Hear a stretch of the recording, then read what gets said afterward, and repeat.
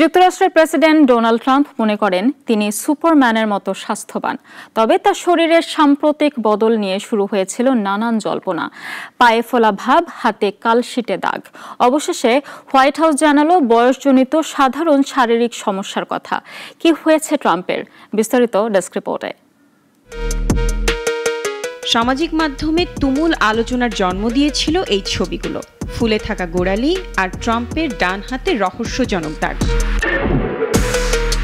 চাপে পড়ে অবশেষে মুখ খুলল হোয়াইট হাউস। জানালো প্রেসিডেন্ট ট্রাম্পের শরীরে ধরা পড়েছে ক্রনিক ভেনাস ইনসাফিসিয়েন্সি। 70 পেরোনো অনেকের মাঝেই দেখা যায় এমন এক শিরাজনিত সমস্যা। প্রেসিডেন্ট ট্রাম্প প্রায়ই নিজের স্বাস্থ্য ও দারুণ উদ্যমের কথা জোর গলায় বলে থাকেন। সম্প্রতি তার প্রশাসনের পক্ষ থেকে প্রকাশিত এক ছবিতে তাকে সুপারম্যান রূপে উপস্থাপন করা হয়। তবে হোয়াইট হাউস জানিয়েছে রোগটি বিপজ্জনক নয়। প্রেসিডেন্ট নিজেই চেয়েছেন বিষয়টি স্বচ্ছভাবে সবাইকে জানাতে।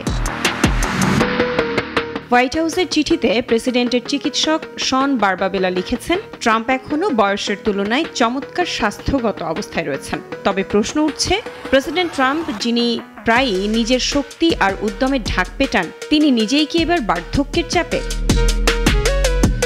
ট্রাম্পের বয়স এখন ৭৯।